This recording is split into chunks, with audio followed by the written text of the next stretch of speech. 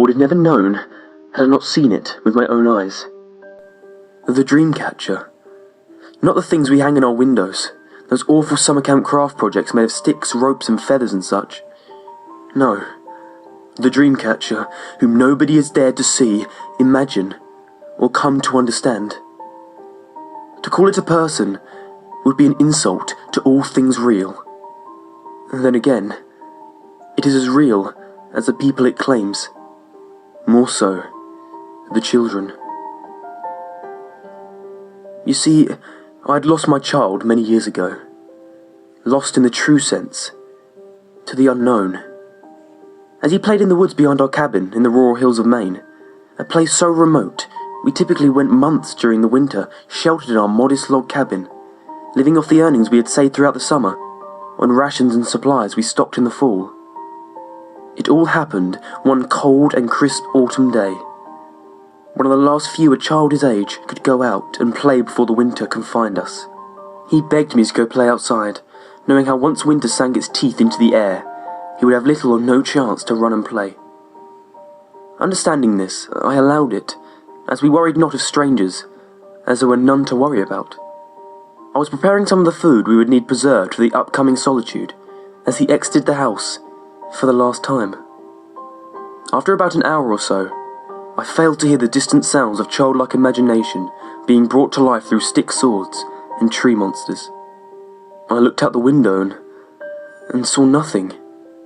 My son, no stranger to wandering off, prompted me to grab my coat and go in search.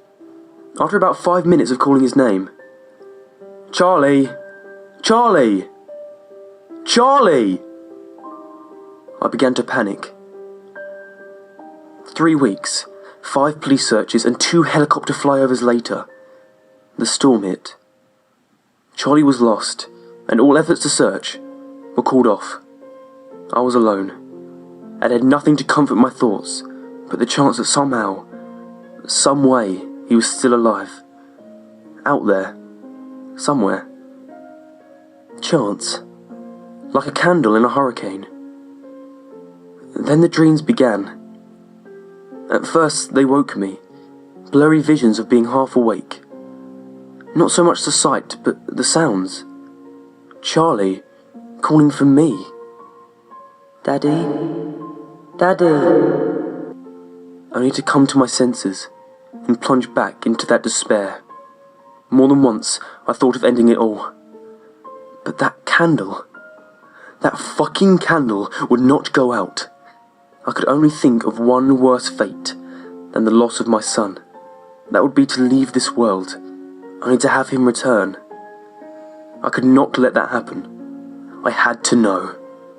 After a few weeks, the dreams became more and more lucid. I could now see Charlie, but not how I remembered.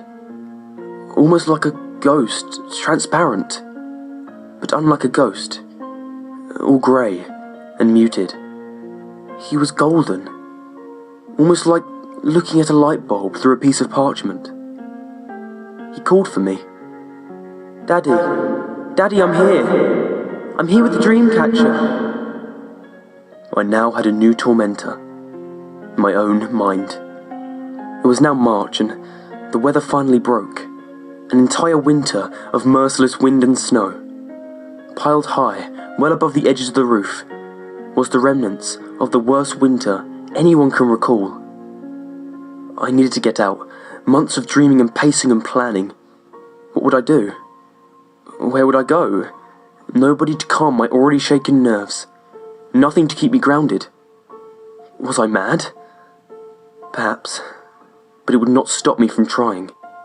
I packed all I could carry, knowing I would find my boy, in any state, or die trying.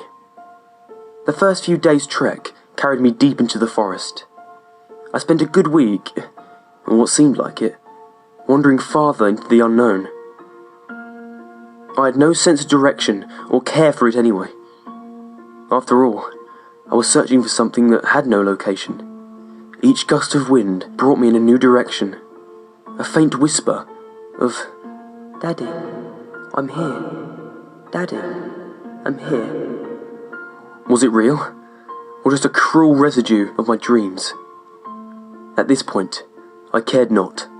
I had nothing left to lose. Then I saw it, or more so him, my son. Not the boy I had known growing up all those years, running and playing and full of life. No. This was what was left.